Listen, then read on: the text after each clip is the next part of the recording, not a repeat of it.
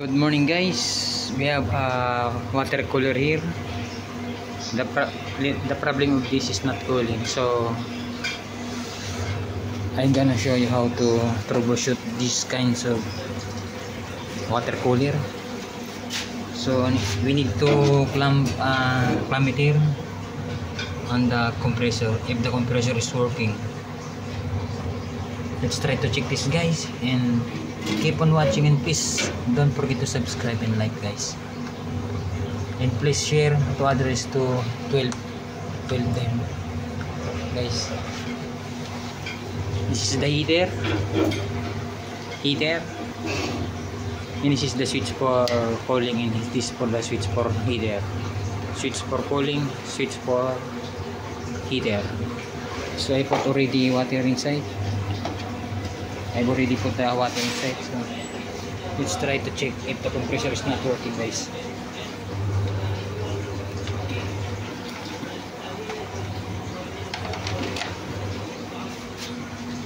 So let's check. It's on the for the compressor. 0.6. It's the compressor is working guys.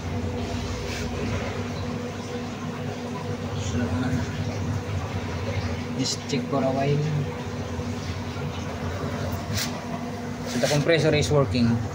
See, it's 0.6. It's normal. Just feel the filter if the filter is warm or not, and the condenser must hot, a little hot guys, hot. If nothing happen, if you don't feel any temperature, maybe have a leak guys, leak. It must be warm. So the compressor is working. Maybe it gas leak. Let's wait for a while guys.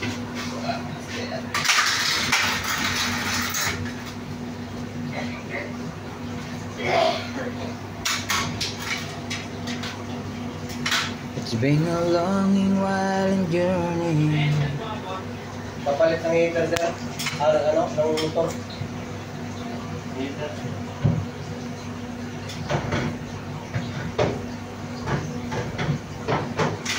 Condenser is not heating up. So maybe the problem of this is have a gas leak. Sometimes the problem occurs in the evaporator side guys. This evaporator.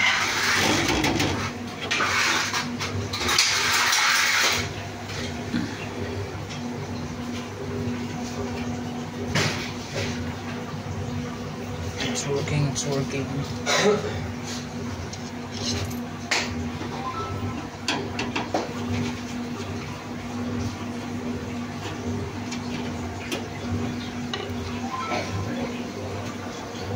Ako sa'yo'y nagtataka. Let's try to remove guys the evaporator guys. I'm gonna show you what's the location of the compressor. Sorry for my camera guys.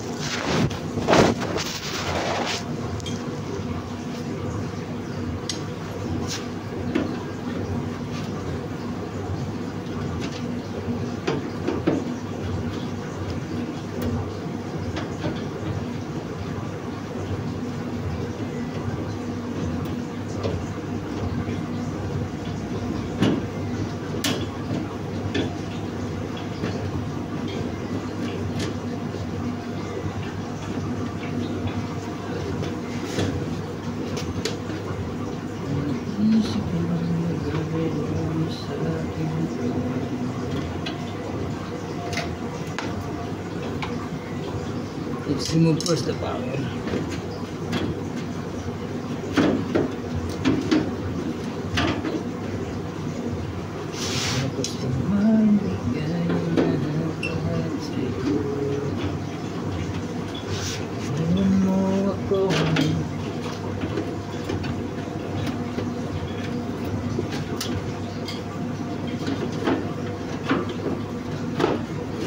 Saat nagtulog-tulog.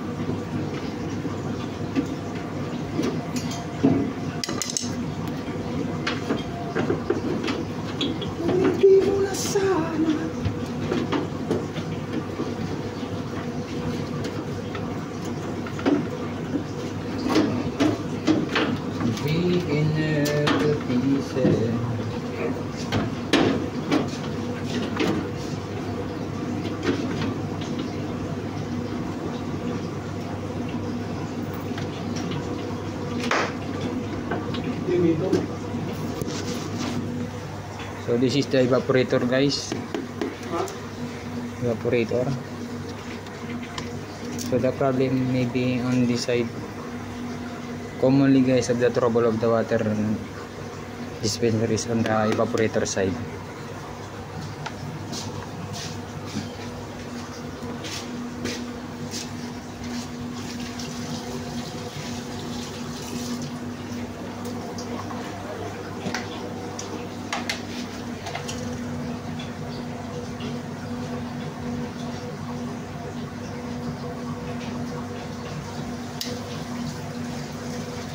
Try it again, guys.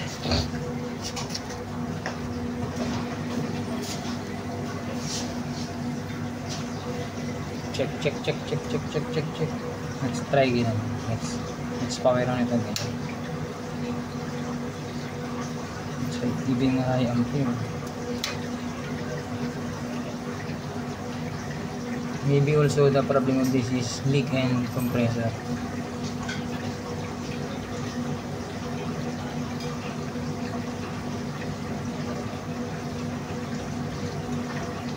Better to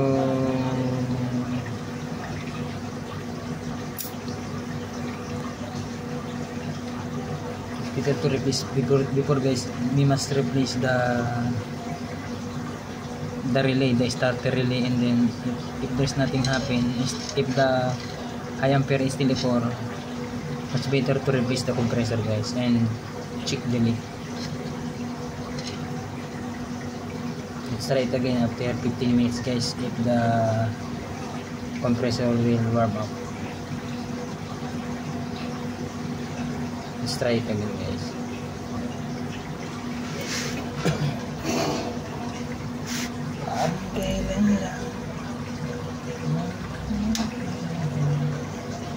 See? 0.6.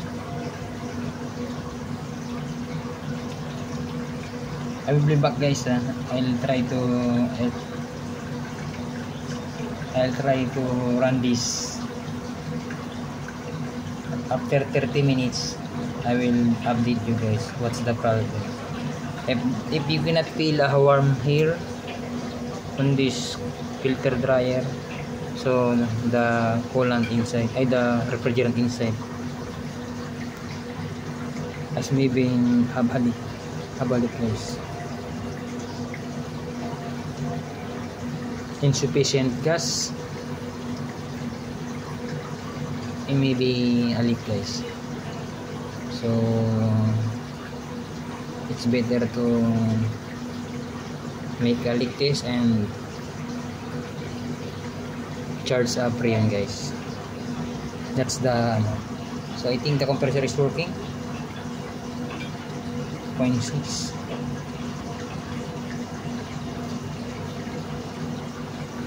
Let's try it, guys. That's my end of my video, guys. Hope you will learn from my video. Thank you. Still hold. No warm up, no warm up. Haba gas leak guys, gas leak.